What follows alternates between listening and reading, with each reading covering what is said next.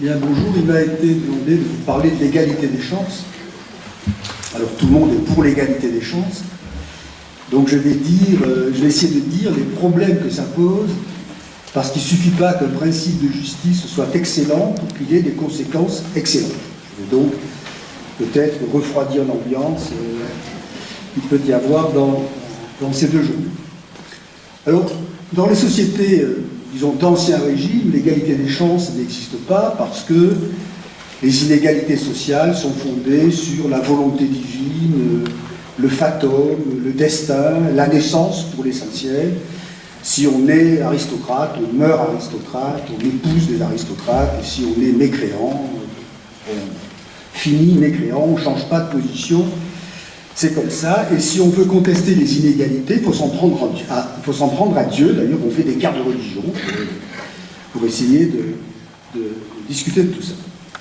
À partir du siècle des Lumières et des révolutions démocratiques, on va affirmer cette chose tout à fait étrange, qui est un acte de foi, en fait, qui n'est pas un fait de croyance, que les hommes naissent libres et égaux. C'est quand même pas rien. Les hommes naissent libres et égaux, et dès lors, les inégalités sociales doivent être justifiées d'une autre manière que par la naissance. Si tout le monde est égal au départ, les seules inégalités acceptables sont les inégalités qui procèdent du mérite personnel des individus, c'est-à-dire de la manière dont chacun d'entre nous met en œuvre sa liberté pour faire valoir son mérite. Voilà. C'est ça qu'on croit aujourd'hui dans les sociétés démocratiques, et je fais partie de ceux qui y croient.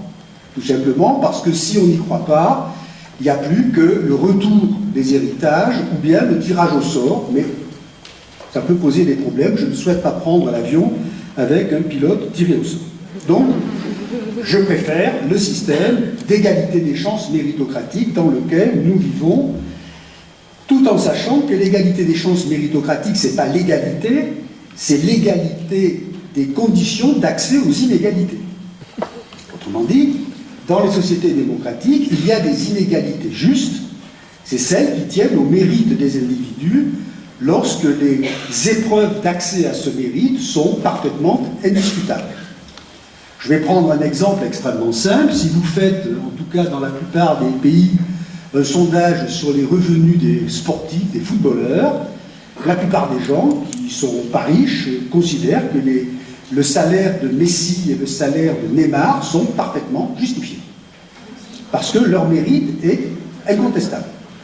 On va discuter du mérite des banquiers, surtout s'ils sont suisses, ces gens obscurs, cachés, hypocrites, protestants, enfin, des gens, ça on peut discuter. Mais les footballeurs, Federer, pas de problème. Il est meilleur, il a du mérite.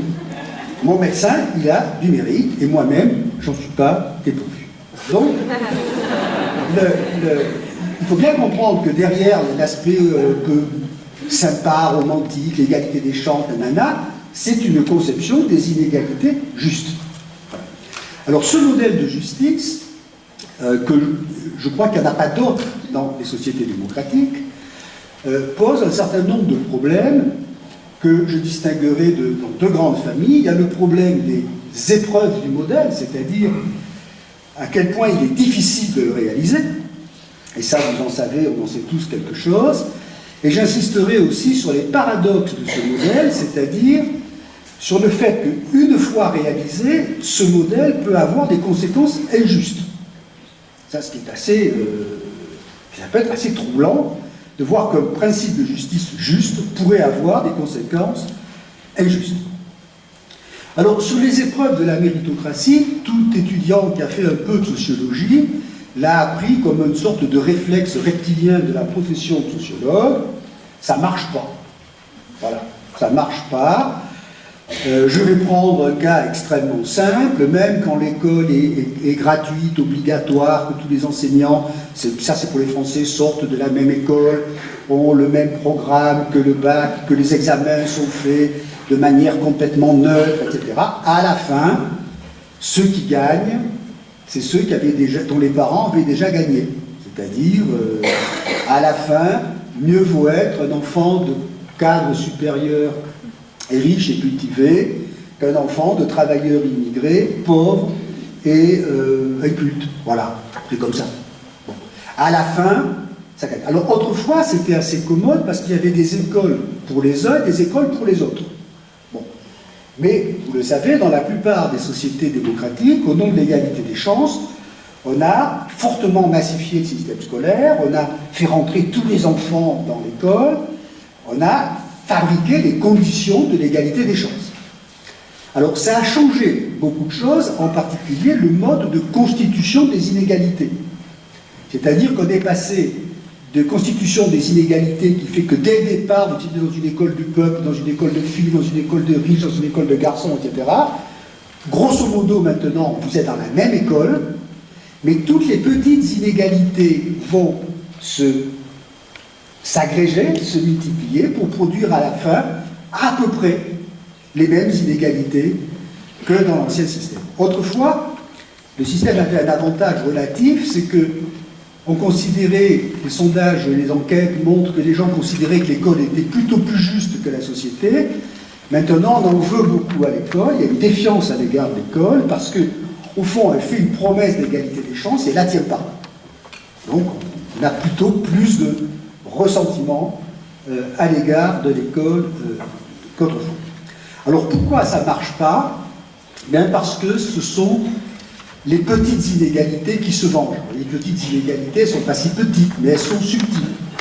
Le capital linguistique des parents, l'ambiance familiale, qu'est-ce qu'on regarde à la télé, qui on fréquente, le niveau d'ambition, vous savez ça 1000 fois mieux que moi. Et à la fin, ces petites inégalités vont fabriquer de très grandes inégalités.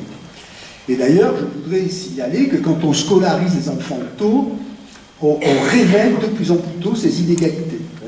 Il y a en France une croyance, si on scolarise très tôt, on va abolir les inégalités. Mon hypothèse est qu'on les exacerbe. Bon, mais j'aurais raison, mais je serais bon. Mais bon, je veux dire que, parce que tout simplement, dès que vous mesurez, ben, vous les avez sous le nez. Bon Dieu, tout le monde répète ça à l'infini.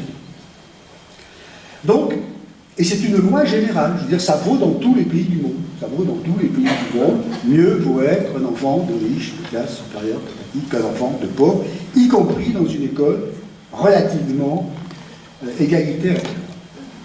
Deuxième épreuve, j'insiste pas, mais tout à l'heure, il y a un conte qui nous en a très joliment parlé. L'arbitre scolaire n'est pas neutre. L'arbitre scolaire, c'est pour ça que les gens croient que Messi est incontestable et sur les diplômes le plus suspect, parce que on sait que l'arbitre scolaire triche un peu. En réalité, l'école des uns n'est pas exactement l'école des autres.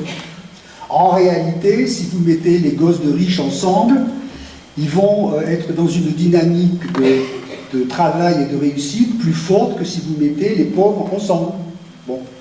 Moi, j'avais fait une enquête montrant que dans un collège français, dans un collège plutôt chic, il y avait presque l'équivalent d'une année scolaire de plus d'enseignement que dans un collège pas chic. Pourquoi? Parce que dans un collège pas chic, où j'ai enseigné, vous passez un quart d'heure, 20 minutes par cours pour dire taisez-vous, écoutez-moi, rangez vos cartables. Bon, 20 minutes par cours, vous multipliez par tous les cours et par 4 ans, ça vous fait une année scolaire. Voilà. Non, mais c'est des trucs tout bêtes. Des trucs tout bêtes. Bon. Il y a aussi, ce qu'on a vu dans le cours tout à l'heure, l'effet Pygmalion. L'effet Pygmalion, c'est que les enseignants, parce qu'ils ne sont pas des gens méchants, d'ailleurs pas plus que les travailleurs sociaux, ont des attentes qui ne sont pas exactement les mêmes à l'égard des élèves en fonction de leur origine sociale. On attend des petits enfants blonds aux yeux bleus qui réussissent plutôt mieux. Voilà. Il se trouve que ses propres enfants sont plutôt blonds aux yeux bleus. Bon, il y a des choses comme ça. Alors, il y a des très belles enquêtes. Je veux dire, ce que je dis, c'est pas des blagues, c'est mesuré scientifiquement. Vous dites à des enseignants, cette classe, tu vas voir, elle est très faible, mais on les a testés, en réalité, ils sont très intelligents. Les gamins vont réussir. Vous dites à l'enseignant, cette classe, elle est très faible, mais on les a testés, ils sont vraiment très bêtes. Enfin, on ne dit pas ça, parce qu'il y a des gens qui souffrent de handicap socio-culturel. Et hop, ils ne vont pas réussir. C'est des choses que tous les entraîneurs de foot analphabètes savent complètement. Je veux dire, il faut shooter les gens pour qu'ils y croient pour réussir. Il y a aussi le fait que les épreuves ne sont pas complètement neutres. On sait par exemple que les diplômes a priori très objectifs, en réalité, sont remplis de biais sociaux. Voilà. Donc on y croit parce que si on ne croit pas aux diplômes, les inégalités qui résultent de l'école sont plus justifiables, mais en réalité, si on regardait de près, on n'a pas vraiment besoin d'y croire, mais on est obligé d'y croire. Je ne sais pas si je me fais comprendre. Voilà. C'est ce que j'appelle l'égalité des chances, c'est une fiction nécessaire. Alors, ceci dit, c'est une loi générale, mais qui souffre de plein d'exceptions. Quand même, il faut le signaler. Ce qui fait qu'il y a des raisons de se battre pour l'égalité des chances, parce que même s'il y a peu de chances qu'on abolisse cette loi universelle qui fait que les enfants favorisés sont favorisés, il y a quand même des choses qu'on peut observer. Par exemple, certains systèmes scolaires engendrent des inégalités scolaires plus fortes que celles que supposeraient les inégalités sociales. La France et la Belgique sont très forts dans ce domaine. Bon. Alors que plus républicains que les Français, quand même, il n'y a pas. Bon.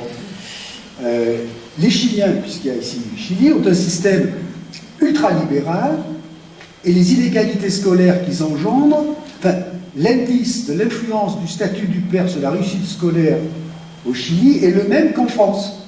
C'est quand même troublant. Alors que les Chiliens sont, par définition, non vertueux. Parce que c'est le fric. C'est le fric qui commande l'accès aux études. Ah oui. C'est ça que je veux dire. Ah oui, Pour le reste, tout se discute. Bien. Donc, vous avez des paradoxes qui fait qu'il vaut mieux avoir une école canadienne, par exemple, qu'une école française. Et puis, il y a des choses plus compliquées. Par exemple, les Allemands ont une école plus inégalitaire que l'école française. Donc, vive la France. Mais les vaincus du système scolaire allemand ont une formation professionnelle de bien meilleure qualité que les vaincus du système scolaire français. Parce que l'enseignement professionnel est très bon en Allemagne et pas très bon en France. Donc, c'est très difficile de dire au fond quel serait le meilleur des systèmes. Mais il y a des capacités d'agir, et vous le savez en particulier, la principale capacité d'agir, c'est la mixité des enfants dans l'école. Il faudrait, dans l'idéal, que tous les enfants, riches ou pauvres, de diverses origines, se retrouvent dans les mêmes classes, de manière à ce qu'il y ait, au fond, une sorte d'alignement des performances et que les meilleurs, entre guillemets, tirent les autres, etc. Or, de ce point de vue-là, je crois qu'il faut quand même regarder les choses en face. Nous sommes tous, moi le premier, très favorables à l'égalité des chances scolaires. Je reste dans le cas de l'école. On y est tous très favorables. On va faire des manifs, on est prêts vraiment à mourir. Sauf qu'on est encore plus prêts à mourir pour que nos propres enfants bénéficient des inégalités scolaires qui leur sont favorables. C'est-à-dire que, en cette matière, mais j'insiste beaucoup parce que ce n'est pas une plaisanterie, c'est qu'en cette matière, la distance entre notre attachement à un principe d'égalité et les pratiques que nous avons à l'égard de l'égalité n'ont à peu près rien à voir. Les enseignants trotskistes mettent leurs gosses dans les collèges chics, comme les autres. Si vous pouvez, aujourd'hui en France et probablement ailleurs, on fuit le collège défavorisé, rempli de gamins pauvres, issus d'immigration, etc. Dans ces collèges-là, aucun enseignant n'y a mis ses gosses. Aucun. Tout en étant prêt à mourir pour l'égalité. Mais quand même, il ne faut pas exagérer. Pourquoi?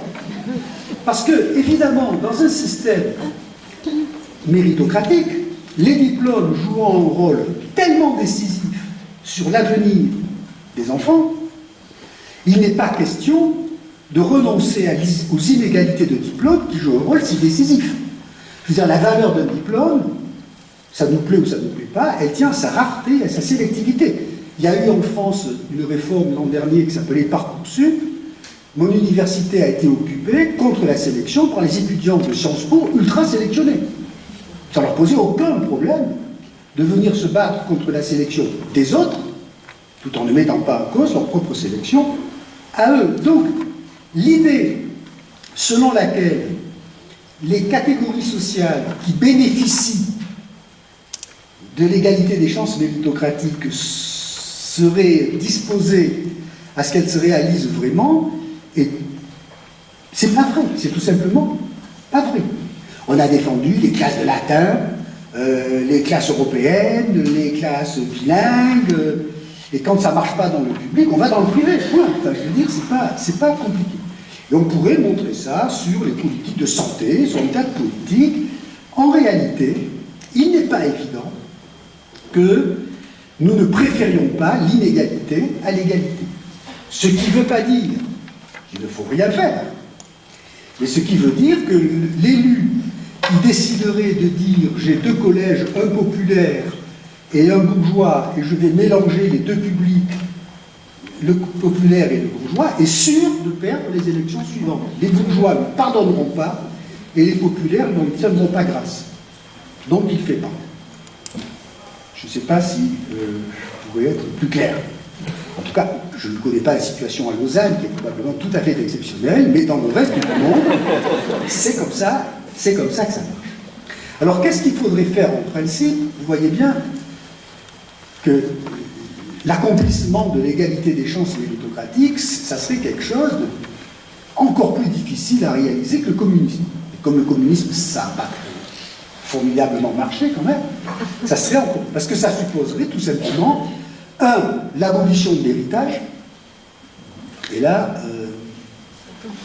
je ne vous suggère pas de vous présenter aux élections avec ce programme, et deux, ça supposerait, Platon l'avait déjà dit, d'arracher les enfants à leur famille. Je veux dire, tout à l'heure, j'entendais cette histoire admirable du petit garçon qui, parce qu'il avait beaucoup de chagrin, auquel on a concédé qu'il pourrait jouer avec des voitures. Il n'aime pas, mais on n'a pas demandé l'avis au papa. Je vous suggère qu'on pose la question au papa. S'il voudrait vraiment que l'État, au nom de l'intérêt général, se mêle du plus profond de l'éducation de ses enfants. Moi, je pense que les petites filles ont aussi le droit de jouer aux voitures, mais je me pose la question de savoir jusqu'où on peut aller, au nom de l'égalité des chances méritocratiques, dans l'abolition de l'héritage, etc. Alors, il y a des systèmes qui ont été prévus, qui ont été imaginés, comme Thomas Paine, qui était un philosophe anglo-américain, du XVIIIe siècle, avait prévu de supprimer complètement l'héritage et de donner une allocation universelle à tout le monde. Et chaque fois que quelqu'un meurt, sa richesse est redonnée à la collectivité et répartie sur tout le monde pour créer une vraie compétition méritocratique. Et vous voyez, ça sera dur quand même de dire, à chaque génération, on renouvelle complètement le match. C'est pour ça d'ailleurs qu'on aime tant le sport, parce que le sport, c'est la mise en scène d'une égalité des chances qui se renouvelle à chaque match. Après tout, Lausanne pourrait finir par gagner un match. Voilà, Bordeaux. Tandis que dans la vraie vie, c'est pas comme ça que ça marche. Donc, il faut se battre, ma conclusion, pour l'égalité des chances méritocratiques, mais il faut voir à quel point c'est lourd, et ça n'est pas que de l'idéologie, c'est complètement, je dirais, enchâssé dans la vie sociale la plus ordinaire. C'est pour ça que c'est très difficile, mais il faut le faire. Deuxième type de remarque, c'est une remarque relative au paradoxe du mérite. Premier paradoxe, on est tous attachés à l'égalité des chances méritocratiques, mais il n'est pas sûr que l'on s'accorde sur ce qu'est le mérite. Tout le monde est pour que le mérite soit reconnu. Est-ce que le mérite, par exemple, c'est la réussite? Très bien. Est-ce que le mérite, c'est l'effort? C'est pas la même chose. Est-ce qu'il est juste que le mérite scolaire domine les autres formes de mérite? Après tout, c'est un mérite. Être bon en maths est une forme de mérite. Est-ce qu'il est juste que le niveau de mathématiques se transforme en salaire relativement important? C'est-à-dire que ça devienne un mérite économique. Donc il y aurait à réfléchir là-dessus, et généralement, comme la réflexion philosophique est faite par des gens qui ont beaucoup de diplômes et qui sont bons en maths, cette question est assez peu posée. Mais quand vous allez dans les entreprises, c'est une discussion banale que de savoir si la promotion doit être faite à partir de l'efficacité démontrée dans le travail ou à partir du diplôme que l'on a acquis dès le départ et qui doit déterminer votre destin. Ça se discute. En tout cas, on croit à un principe qu'on n'a pas tant de capacité que ça à définir. Et puis surtout, la question qui se pose, et qui n'est pas une question, c'est pas un jeu philosophique, c'est de savoir si on mérite son mérite. Est-ce que Federer mérite son mérite? Je veux dire, il a un papa et une maman tennisman, peut-être que Dieu lui a donné un gène particulier avec une acuité visuelle un peu exceptionnelle. Est-ce que Mozart mérite son mérite? Après tout, lui aussi avait un papa paranoïaque. Il semble quand même qu'il avait quelque chose qui ne dépendait pas de lui comme talent musical. Non, véritablement, la question se pose. Le problème des sociétés, c'est qu'elles peuvent transformer un mérite qui est au fond le produit du hasard en produit de la liberté. C'est pour ça qu'on aime tant le mérite scolaire, parce que le mérite scolaire, auquel je crois, parce que je suis enseignant, c'est quand même une manière de blanchir les inégalités sociales. Au fond, on arrive avec des inégalités individuelles et sociales, et puis hop, l'école vous dit « Non, non, c'est du vrai mérite. C'est du mérite chimiquement pur. » Bon, ça, c'est les Français qui croient beaucoup à l'école. En France, si vous dites « Je suis un enfant de pauvre, j'ai réussi mes études », vous atteignez à certaines formes de sainteté. Bon. Si vous êtes américain, évidemment, non, ça ne marche pas beaucoup. On pense que vous êtes une tête d'œuf prétentieuse et que le vrai mérite, c'est de démarrer dans une petite activité économique et de terminer comme le patron de Google. Voilà, ça, c'est du mérite. Mais c'est quasiment, puisqu'on est en Suisse, des discussions théologiques. C'est des problèmes d'éthique protestante. Comment vérifier la valeur de son mérite en fonction de critères. En tout cas, la machine qui distinguerait le vrai mérite des circonstances qu'on fait qu'on a du mérite, cette machine n'existe pas. Donc, il faut bien comprendre que l'égalité des chances méritocratiques, c'est à la fois un principe de justice incontestable, c'est une fiction nécessaire, mais c'est un acte de foi. C'est-à-dire que dès que vous entrerez dans la définition pratique, réelle du mérite, on va tomber sur des énigmes, des problèmes. Pourquoi ça vaut ici? Pourquoi ça vaut par là? Est-ce qu'il est bon que ça se répande ailleurs? Etc. etc. Donc, il faut bien comprendre que... Mais ça n'est pas étonnant, après tout, quand nous affirmons que tous les hommes, ce que je crois, les hommes, ça veut dire aussi les femmes, hein? Les hommes naissent libres et égaux, c'est un acte de foi, c'est-à-dire qu'il ne faut surtout pas en chercher la preuve empirique, parce que si on cherche la preuve empirique que les hommes naissent libres, on va avoir du mal à s'en sortir, et de dire qu'ils naissent égaux, ça ne va pas être terrible non plus. Donc, c'est une croyance, mais il faut comprendre que cette croyance est quand même un peu énigmatique dans la réalité. Mais la deuxième conséquence de la méritocratie, de l'égalité des chances méritocratiques, c'est que la vocation d'égalité des chances méritocratiques, c'est de créer des inégalités justes. C'est-à-dire, l'inégalité dont je bénéficie n'est pas contestable parce qu'elle est fondée sur le fait que j'ai utilisé ma liberté personnelle pour construire une valeur et un mérite qui n'est pas contestable. Donc, le modèle de l'égalité des chances méritocratiques, ce n'est pas un modèle de société égalitaire. C'est un modèle de société qui dit, sur la base d'une égalité de départ, on va créer des inégalités justes. D'accord? D'ailleurs, ici, on est tous pour l'égalité, mais on va tous mourir pour défendre une inégalité dont on pense qu'elle est incontestable. On pense souvent que les sociétés contestent les inégalités. C'est vrai, mais quand on regarde de près, elles défendent plutôt les inégalités telles qu'elles sont. Le statut, le machin, le rang, l'ancienneté. L'ancienneté, c'est pas une inégalité. C'est pas un mérite. Je préférerais ne pas avoir le mérite de vieillir.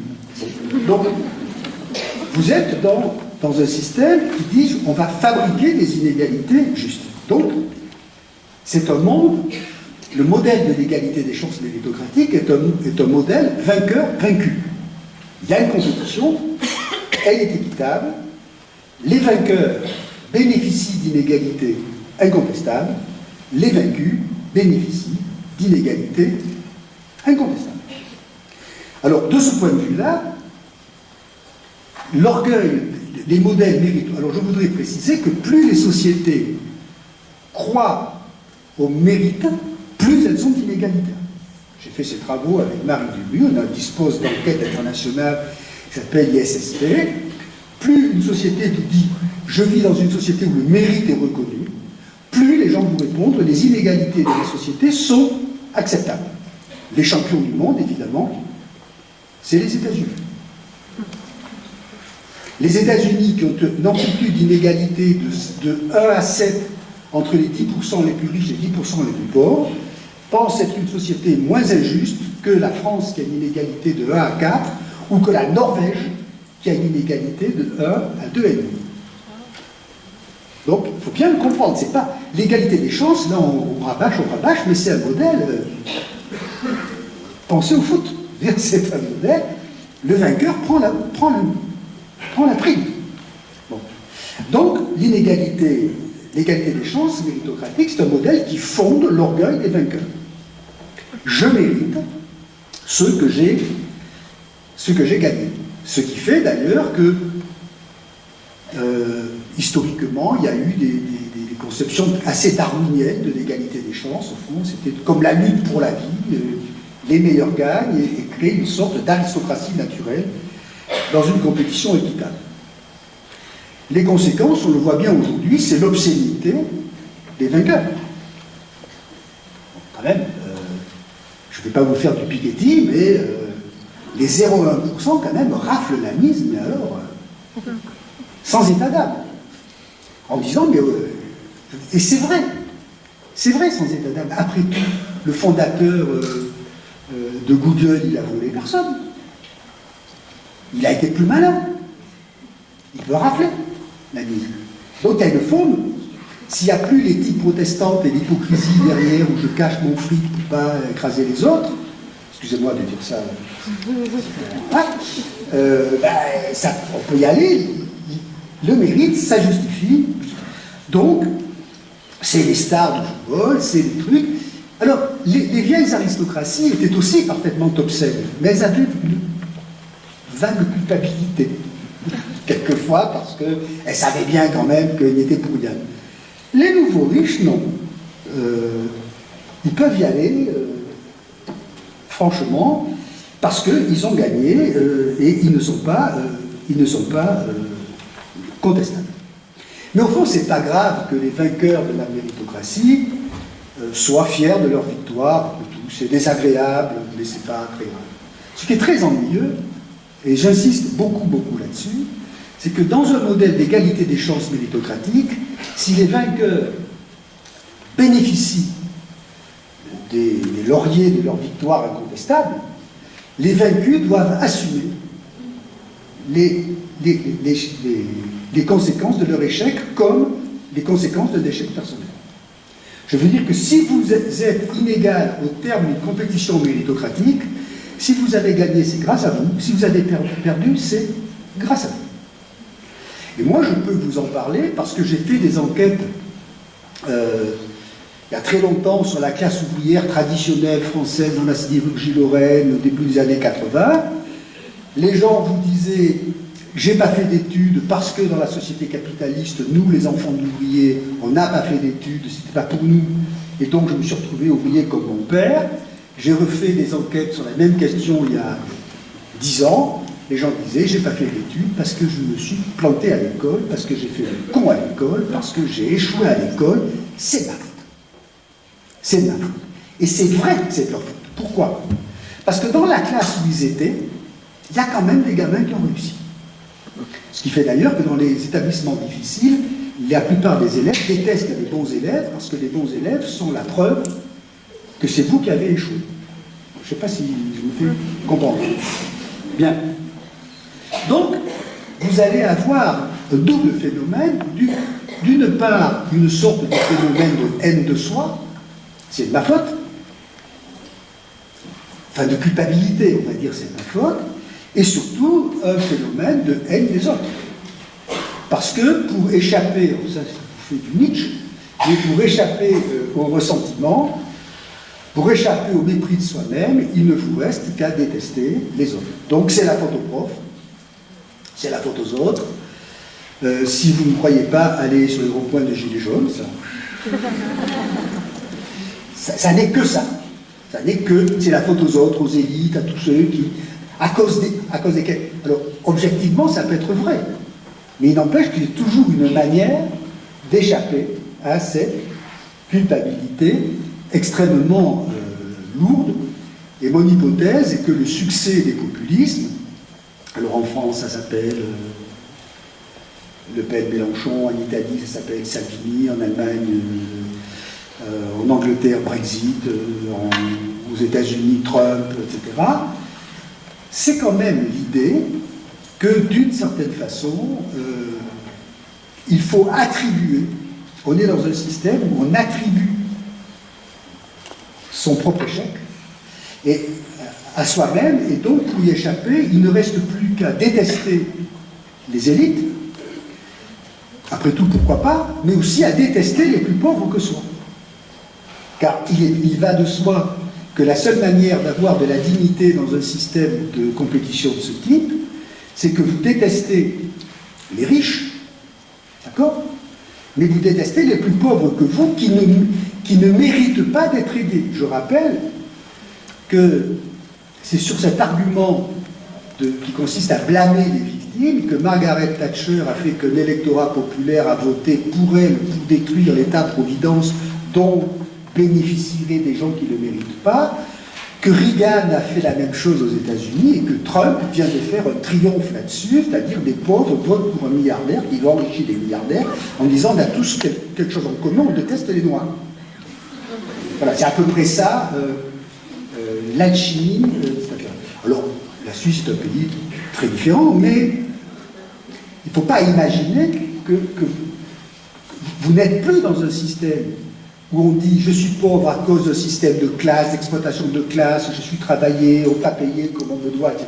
Vous êtes dans un système qui dit il y a des vainqueurs, il y a des vaincus, et les vaincus doivent assumer le fait qu'ils sont responsables. Donc, le pauvre blanc déteste le pauvre noir ou le plus pauvre blanc que lui, qui ne mérite pas d'être aidé, etc., etc. Donc c'est un système qui est très, très lourd et qui est un changement culturel extrêmement fort. Il est d'autant plus fort que si vous regardez l'histoire de la pensée sociale, je dirais en Europe occidentale, jusqu'aux années 80, si on avait fait cette rencontre, l'image de la justice que nous aurions eue, c'était l'égalité des places, l'égalité des positions. On aurait dit que la justice sociale, c'est de faire que les pauvres, étant pauvres parce que les riches s'enrichissent sur leur dos, pour dire les choses dans un langage marxiste plus que sommaire, c'est que les riches, grâce à l'impôt progressif, grâce à l'État-providence, grâce à tout un tas de choses, vont redistribuer une partie de la richesse aux pauvres. Lutte de classe, État-providence. Et ça, je signale d'ailleurs, extrêmement bien marché dans les années 50, 60, 70, où les inégalités ont été fortement réduites, sans d'ailleurs qu'on parle de mobilité sociale, d'égalité des chances, on disait simplement, on réduit les inégalités entre les positions. Aujourd'hui, j'ai écouté ce qui s'est dit ce matin, on est dans un modèle qui voit comme la plus grande injustice, ça n'est plus tellement les inégalités de position, c'est l'inégalité des chances d'accéder à toutes les positions, c'est-à-dire les discriminations. Si vous regardez le vocabulaire social, le mot discrimination jusqu'aux années 80 est quasiment résiduel. Et depuis 20 ans, il est devenu complètement hégémonique. C'est-à-dire que c'est parce que je suis discriminé, parce que je suis une femme, parce que je suis vieux, parce que je suis trop jeune, parce que je suis trop machin. En France, la définition légale de la discrimination aujourd'hui compte 22 critères. C'est-à-dire je suis noir, je suis musulman, je suis moche, je suis gros, je suis handicapé, je suis une femme, je suis une minorité sexuelle, c'est-à-dire que je suis toujours victime d'une discrimination qui m'empêche d'accéder à l'égalité des chances. Très bien. Il faut savoir évidemment qu'on a complètement changé de modèle de justice sociale. Que la justice sociale, c'était de réduire les inégalités entre les positions, ce qui rendait très insensible aux minorités, aux femmes, etc.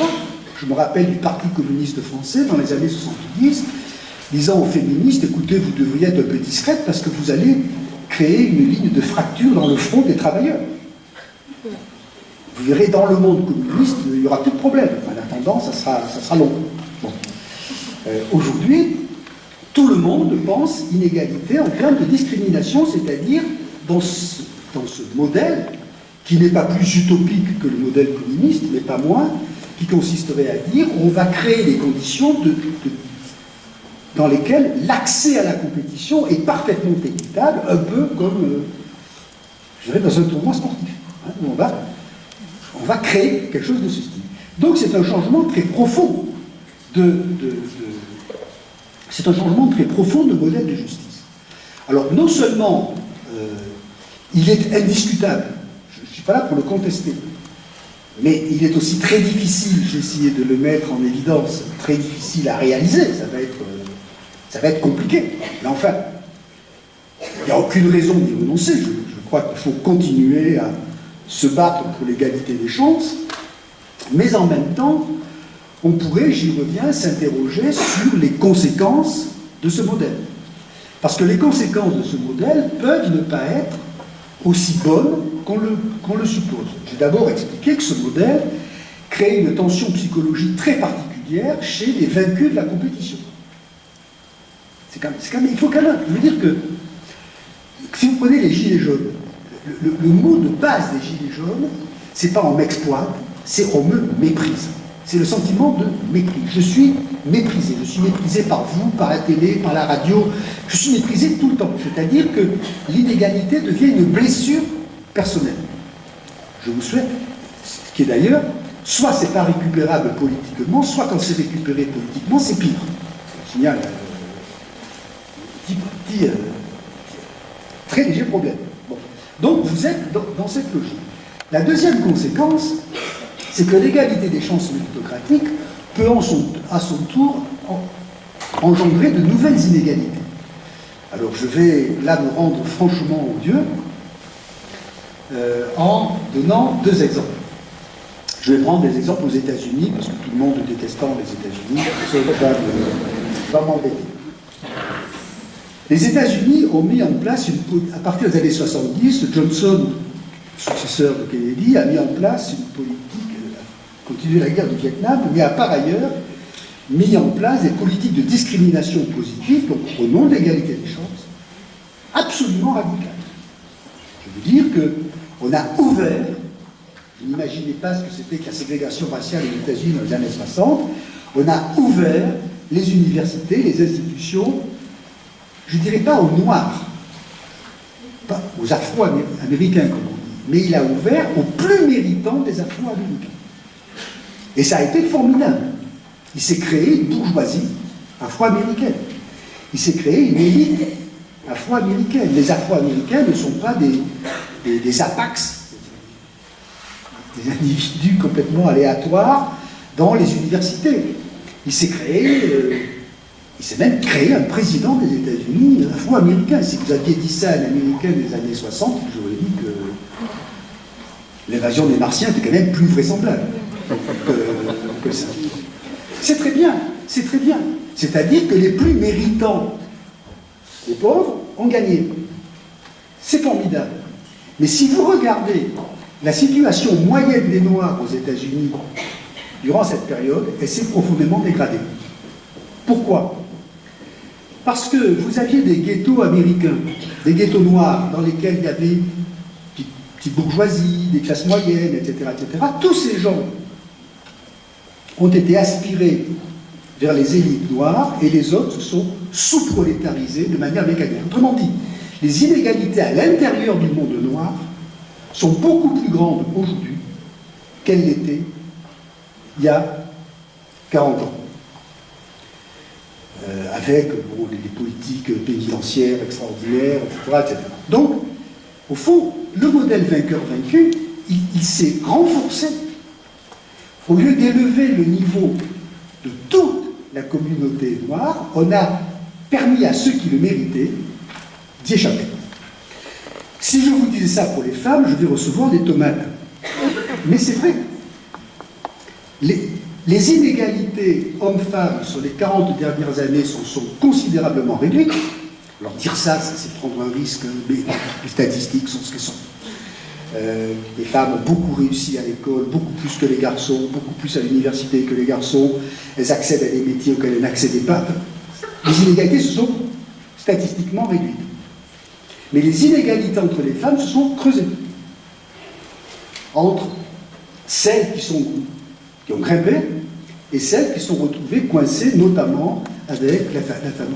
Dans les années 60, en France, les pauvres, c'est-à-dire les gens, les 15% de gens qui ont moins de 60% du revenu médian, je vous mets la définition, c'était des petits vieux retraités. Aujourd'hui, c'est des femmes seules avec enfants. Voilà. Donc, plus riches, grande partie d'entre elles, plus riches, grande partie d'entre elles, plus pauvres. Mais si vous raisonnez en termes de discrimination, vous ne le voyez pas. Si vous raisonnez en termes d'égalité des positions, vous le voyez. Je ne sais pas si ce que je dis très clair. Si j'avais 5 minutes, et de manière à vider la salle, je vous ferais des statistiques. Mais il faut bien comprendre ce phénomène. Il faut bien comprendre ces phénomènes. Donc, le modèle de l'égalité des chances peut avoir un effet paradoxal d'être contre l'égalité des places. Bon. Au contraire, si vous regardez les périodes assez heureuses qu'on appelle les 30 glorieuses des années 50, 60, 70, personne n'a pensé lutter contre les discriminations, mais l'égalité des chances a augmenté parce qu'on a réduit les inégalités entre les positions sociales. L'école a eu une période assez heureuse dans les années 60 parce que les gens, étant plus riches et vivant mieux, leurs enfants ont fait de meilleures études, sans mettre en place des politiques qui les ciblaient. Si vous voulez, l'égalité sociale a comme effet secondaire d'accroître l'égalité des chances. L'égalité des chances n'a pas pour effet secondaire d'accroître l'égalité sociale. Voilà. Alors vous allez trouver que je suis un très vieux social-démocrate, mais c'est comme ça. C'est comme ça que ça marche objectivement comme irréel. Alors qu'est-ce qu'il faut faire de l'égalité des chances? Il faut être pour, parce que c'est un principe incontestable. Il faut être pour, parce qu'on ne reviendra jamais en arrière, et tant mieux. Et tant mieux. Mais il faudrait peut-être essayer de voir ce qu'on pourrait faire pour que ce modèle, d'une part, se développe, et d'autre part, pour que les effets paradoxaux et pervers, entre guillemets, de son développement ne nous retombent pas sur le coin de la tête. Je crois qu'il y a deux problèmes. Alors je vais rester plutôt dans le monde que je connais bien techniquement, qui est le modèle scolaire, le monde scolaire. Première chose, bien sûr qu'il faut s'intéresser au nombre d'enfants d'origine modeste qui vont rentrer à l'école polytechnique de Zurich ou à l'école polytechnique de Lausanne, bien sûr. Mais le problème le plus difficile, c'est pas de faire que quelques enfants d'origine modeste deviennent de brillants étudiants, c'est de faire que la plupart des enfants d'origine modeste aient acquis les compétences scolaires qu'on attend de tous les citoyens. Et ça, c'est beaucoup plus difficile. Faire que quelques enfants d'origine modeste intègrent les grandes universités, les grandes écoles, c'est pas dur. Parce qu'il y a toujours des gosses avec des familles formidables, qui sont motivés, etc. Ce qui est dur, c'est de faire qu'il n'y ait pas 20% des gamins qui quittent l'école en ayant un niveau de lecture et de calcul un peu incertain. Et qui d'ailleurs, un niveau de calcul si incertain qu'il ne faut pas se faire d'illusions, ils se vengeront. Ils se vengeront. Ils se vengeront en votant très mal, en détestant l'école, en pourrissant la vie des autres. Donc, même si on ne voulait pas faire de philanthropie, l'intérêt bien compris, c'est quand même d'éviter ça.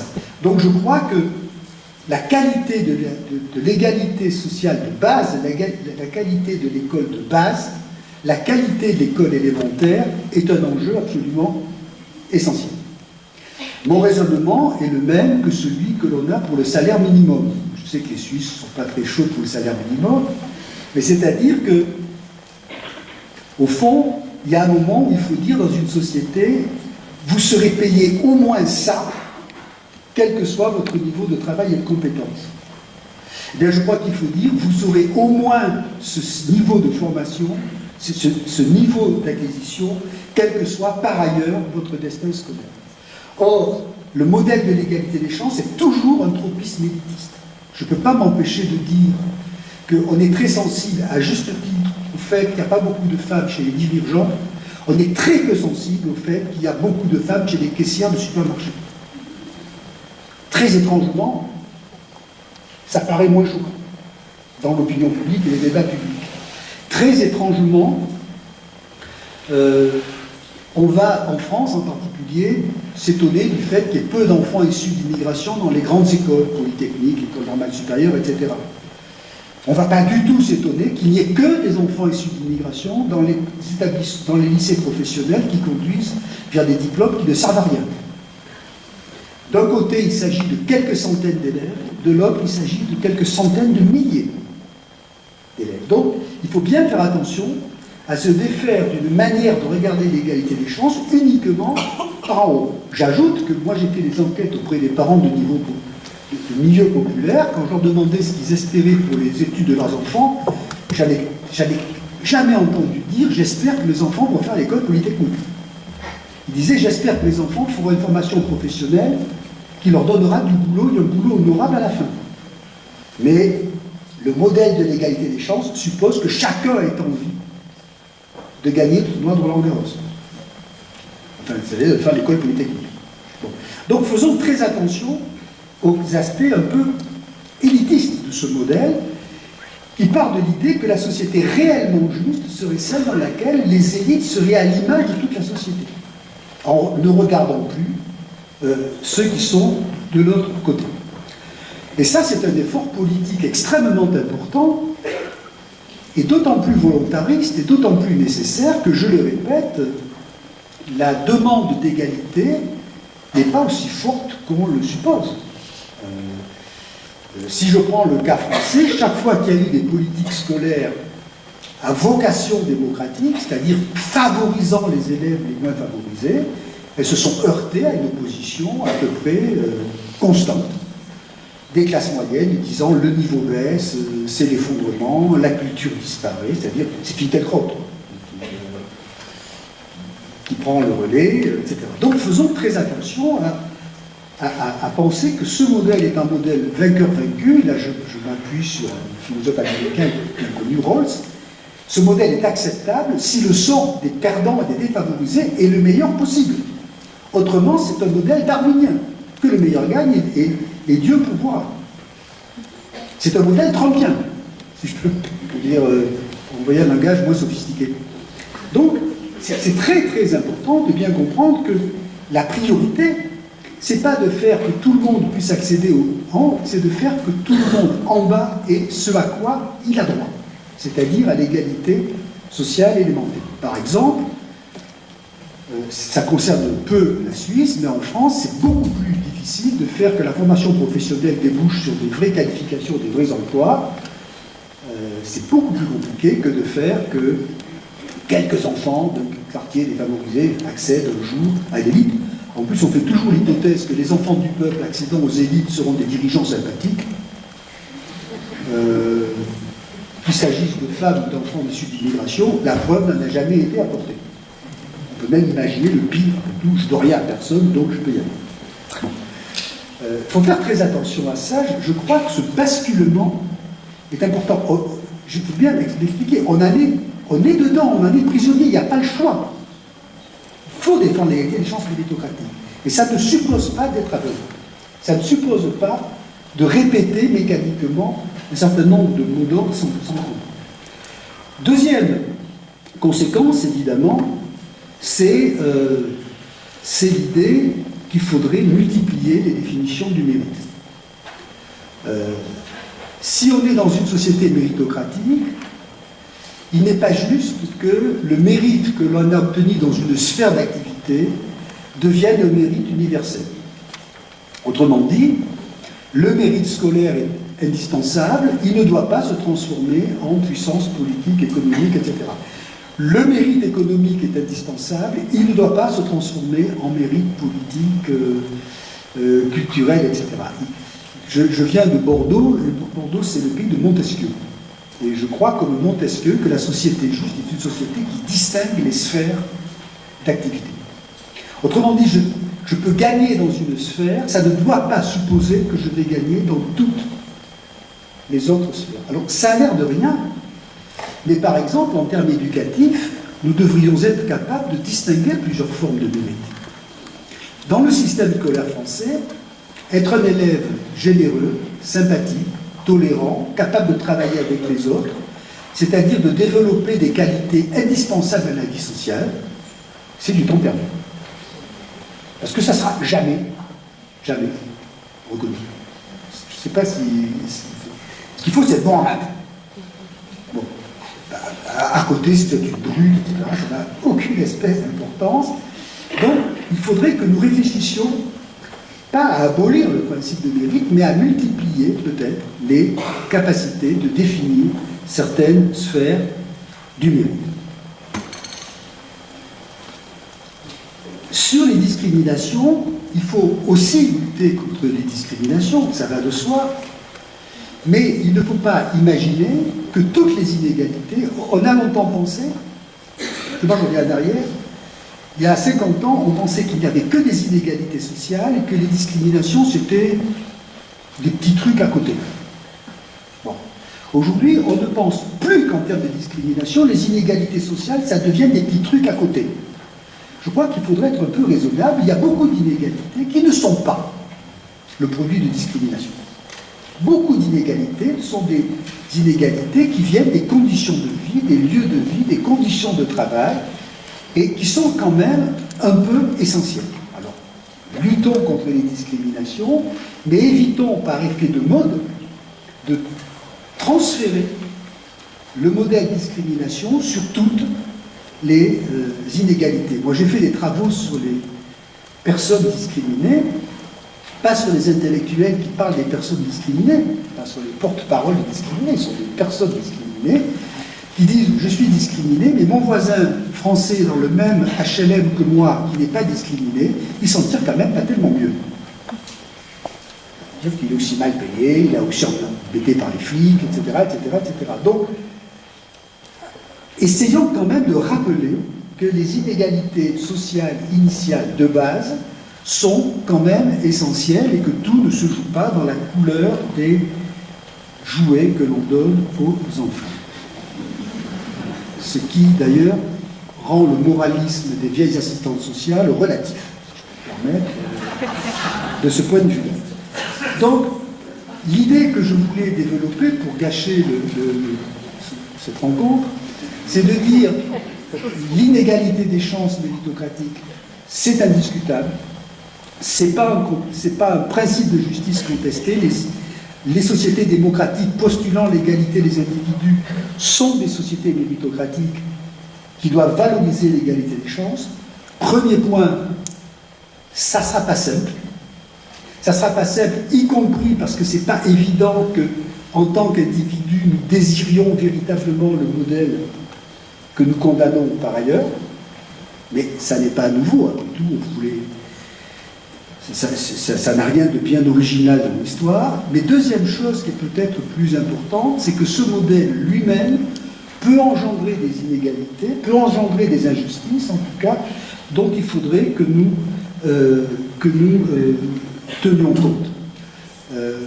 Voilà ce que je voulais vous dire. Je pense qu'il nous reste un temps pour discuter et pour dire à quel point vous êtes en désaccord avec tout ce que je viens de vous raconter.